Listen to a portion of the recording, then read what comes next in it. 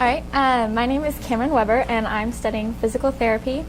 And the reason I chose physical therapy was because freshman year I underwent an injury through cross country, and I was able to go and partake in physical therapy, and a lot of it really helped me just get back to where I was physically. And also while I was there for several weeks, and so I was able to observe the kind of environment that went on there, and it was just something that I really felt would be a really good fit for me. It allows me to stay around sports and continue in that field without actually participating in a sport itself. So, the quote I chose this year was, "Life is often compared to a marathon, but I think it is more like a sprinter. Long stretches of hard work punctuated by brief moments in which we are given the opportunity to perform at our best." This was said by Michael Johnson. He's still an Olympic gold medalist. He was a very good sprinter in the past, and he just went through and was really able to, perform at his best in the Olympics, obviously, so that was pretty good. He now owns a company that it's a training facility, and they're a global company that just kind of goes all over the world. They train certain teams like Brazil and things like that. And so through ISM this year, my goal is to learn more about the physical therapy side of things, and also to just kind of get that experience and the observation hours and things like that, which are really important in the field. So I went on 5 interviews so far, and I actually have to schedule my next one for next week. But my first interview was actually with one of my old coaches, which was really nice because it was really comfortable and familiar, and we were able to ease into something like that very nicely. It was just a different atmosphere because although we were still at the office that we were training at, I was dressed professionally, and it was more of a formal interview kind of thing. And so his name was Drew Little. He's a performance specialist. He used to be a physical therapist for a while, and then he kind of switched over to the coaching side of things just because he preferred that. And so he preferred working with the kids and elite athletes as well, just being able to train them. And he said he lives through his athletes who he's able to train just because he was never able to train at such a elite level. And so some of the points that he stressed were things like networking, mostly because he got all of his jobs through networking, which by building those relationships with other people, he was able to get his foot in the door. And then obviously, after his foot was in the door, he was able to get the job himself, but the opportunities opened up because of the people that he met. He went through and he ran some camps for the Dallas Stars, and he was able to train some of their athletes, and because of that, one of their managers actually was close with a manager over at Michael Johnson, which was how he got the position where he is now. Another thing that he stressed was starting from the bottom and kind of working your way up, which includes lots of internships and externships. Mostly all of them that you'll be able to find in this field are going to be unpaid, which they're going to be long hours. You get there before everyone starts, and then you leave after everyone else leaves, and you're supposed to do all cleaning up and a lot of the kind of extra stuff that the employees don't really want to do. So it's a lot of grunt work kind of thing. And with that, he said that if it's something you really want to do, then you're going to be okay with it. It might seem kind of iffy at first, but then you grow and you're able to learn more about the industry and everything like that. And so he said those internships just put more experience on your resumes, and it really allows the future employer to see how hard you're willing to work. Another thing that goes with that was taking every opportunity that presents itself. And he was able to stress on that because at times he would have to leave his maybe paying job and go take an opportunity that was possibly unpaid just because of the doors that it was going to open up for him later. And so through those connections, he was able to continue working higher up, and he's actually supposed to later on in the year go down to Brazil and start working with their national soccer team and training them and things like that. So his opportunities have really opened doors for him. Because of this, he stresses being a diligent worker because a lot of their employers there, they take the internships and they hire out of internships. And so if you're going to be there working, you know, show responsibility and things like that. And he says the employers really pay attention to things like that. If you're the first one there and you're the last one to leave, even over all the interns and things like that, it really shows just how ready you are and willing to work. Another thing that he said was making a good first impression, which Coach Goff has also stressed, especially with like shaking hands and, you know, the introduction and everything. And so it's really important just to present yourself well. My second interview, which was actually one of my favorites, her name is Lindsay Anderson. She was also a performance specialist. The reason I interviewed a couple of performance specialists rather than physical therapists was because I wasn't really sure which way I was leaning towards, whether it be physical therapy or performance specializing, which is kind of like coaching but on a higher level. And so with this, the reason I really wanted to interview her was because she was a former track athlete, and so she was competing at the collegiate level, and it was really impressive to me and something we were able to connect on easily. Another reason this was one of my favorite interviews was because while we were at the interview, we were able to walk around and observe her as she was going through doing these tests on a few professional athletes that were there in the morning, and they were walking through all their basic beginning tests that happen kind of before the training starts up, so they're able to set up a program that is able to progress them at an even level and kind of work their way up. One of the things that she stressed was being knowledgeable in the sport that you're coaching, because she works with a lot of NFL athletes. They think, you know, sometimes, and she's really short too, so it's kind of like, you know, she's kind of a lot smaller than these big, huge guys who are, you know, doing NFL, getting paid to play pros and things like that. And so she said that at the beginning she was kind of nervous, but then she really like studied what positions people were playing and things like that. And so when she got there, she was really knowledgeable about the sport and, you know, each position on the field. And so the athletes were very open to her, and they were able to respect her, and the mutual relationship just kind of grew out of that. And so even though she doesn't play professional football, she was still able to help them, and they were still able to learn from her and really just trust what she was saying. Another thing was being ready and able to demonstrate what you're telling your athlete to do. This was really important for her because she did a couple months work over in China with just kind of their Olympic athletes. They're kind of like their Olympic training center, but in China. And so she was able to go over there and train some of those athletes for several months at a time, and there was a huge language barrier. And so with that, the interpreter might not have always been right next to her. So she was having to demonstrate a lot of what she was doing, and because of this, you know, they were able to trust and know that, you know, she's not just telling us this to, you know, do something crazy or something. So another thing was to create trust between coworkers and the athletes, because if they don't trust you, they're not going to do anything that you have to say. And also just the coworkers, building up relationships. You have to work a lot with physical therapists and be open and have a lot of communication go with them. My next interview was with Brian Heiser. He's a physical therapist at the Michael Johnson Training Center and Ortho Texas. He's working on focusing just on the sports side, which is why he's doing part-time at Michael Johnson. The thing I liked about Brian Heiser, he was really open just to sharing everything about his career and everything like that. And so it was really nice to see someone so passionate about what they do, which was really nice, especially since he was my first physical therapy interview. And with that, he was talking about, you know, his college experience and how he worked his way up. And he used to play football for a small school in Mississippi, which kind of got him interested in physical therapy because he got injured.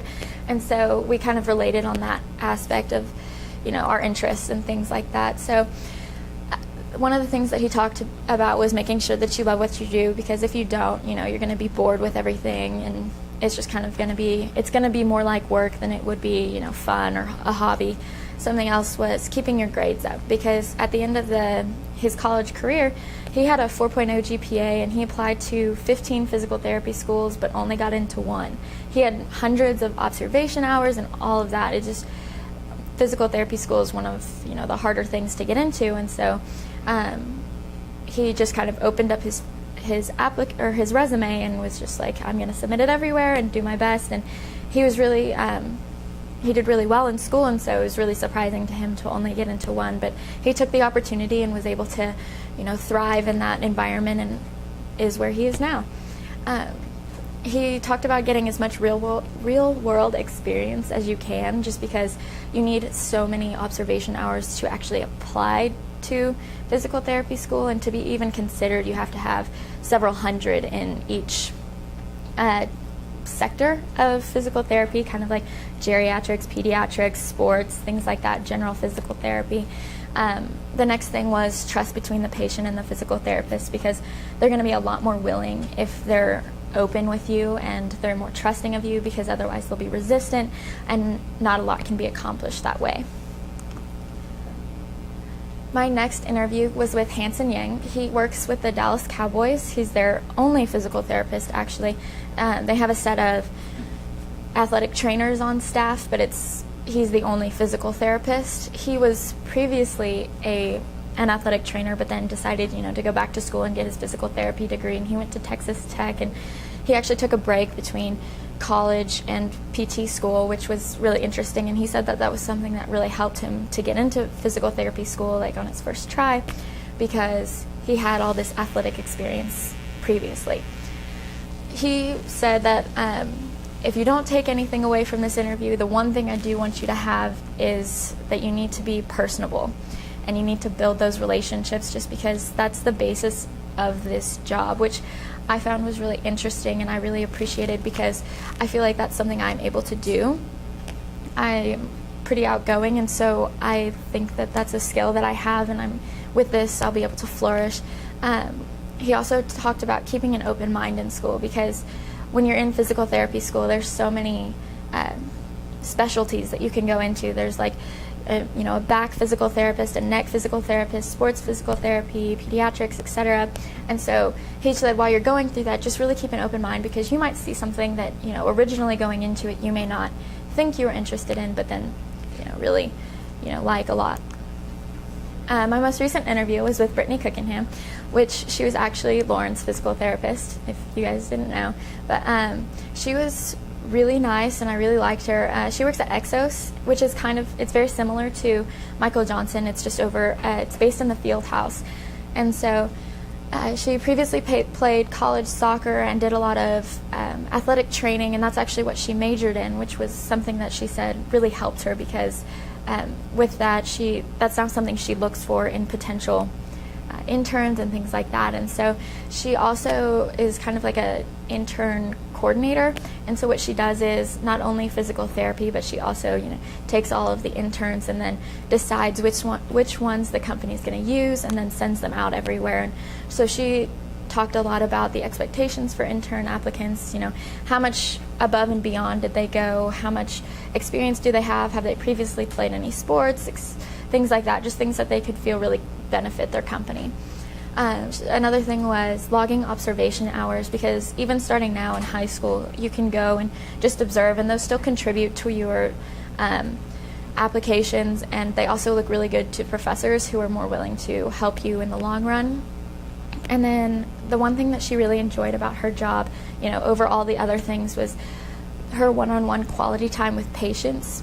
And because of this, her company is able to, see a patient for several, however long they need, several hours if it needs to be, and really just, talk to them one-on-one each week, or however often they need to see them. But it was different from her previous job, which she worked in, I believe it was Rhode Island, and she worked in what she called a factory kind of situation, which was they would see a patient, focus on one thing for 15 minutes, and then they would send them on to the next physical therapist. And she said with that, it was really hard to connect with people.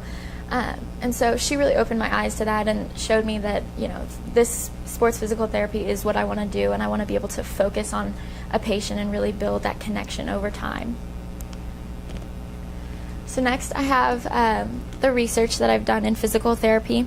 And so we started with the career outlook, and with that it talked about the benefits of the career and everything, and it's one of the fastest growing degrees and everything, and we were able to see that this is also one of the lowest unemployment rates throughout, with a paying salary and everything, and it's projected to continue growing.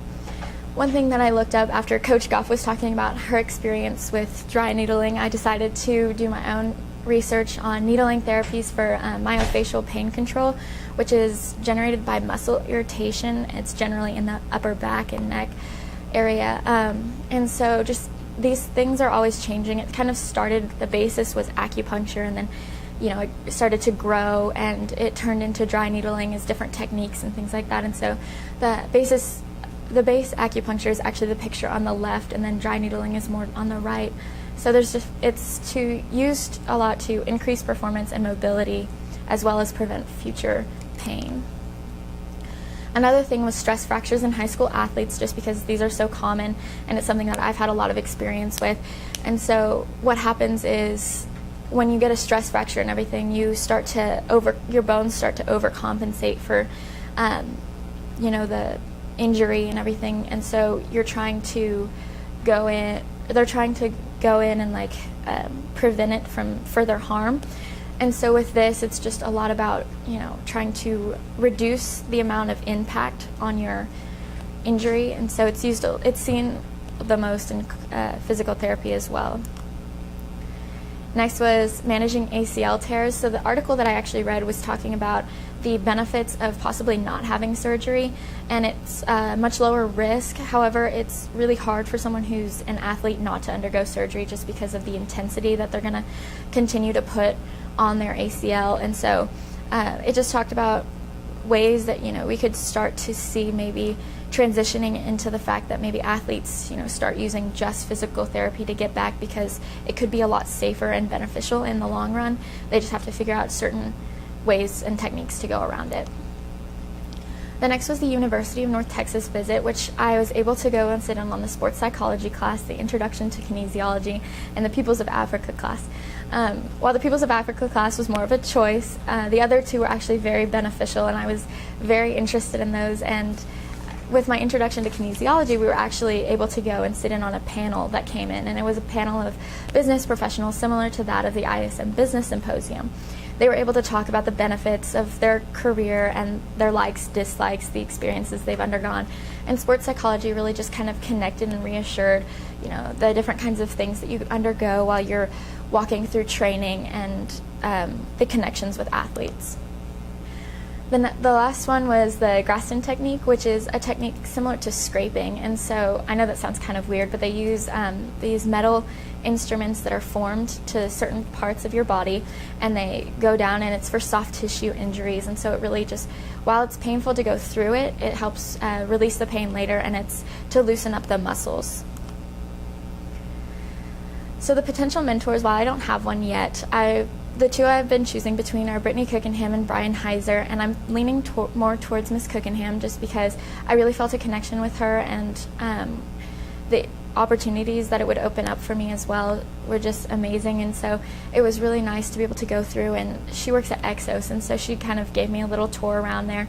And so their 4 pillars are mindset, nutrition, movement, and recovery. And so those are things that I've kind of looked into, and those are really important, just growing as an athlete and growing as a physical therapist as well. And it was a really professional setting, and they have a lot of elite athletes that go and train there, as well as youth. This is the Michael Johnson Center. This is the front. This is their field in the back, where they do a lot of outdoor training, and their weight room, which they all have state-of-the-art equipment. This as well is where Exos is based, so it's kind of to the side of that. They didn't have a picture of just the Exos, but this is the inside indoor soccer field, and also more state-of-the-art equipment. So my plans for after high school, I haven't decided where I'm going to be attending college, but I hope to be running and pursuing my pre-physical therapy degree, and then continuing with physical therapy school. And now it's required that you get a doctorate, and so that's what I plan to do. It's a PT doctorate, so it's only 3 years extra school, and so it's a total of 7. And then my career, I hope to be working as a physical therapist, specializing in sports, and hopefully traveling internationally. So, thank you.